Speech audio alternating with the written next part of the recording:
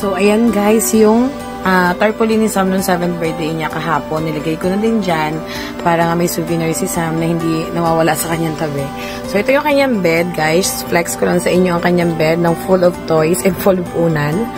Yan, hindi kasi siya nakakatulog ng wala to. Ito guys, actually galing to kay Amben Amante. Hiningi niya yan sa papa niya kasi gusto daw niya yung texture ng unan at saka sobrang laki. Siyempre yung kanyang hotdog at ang kanyang comforter. So dito siya nag-i-stay pag gabi. Dito siya natutulog.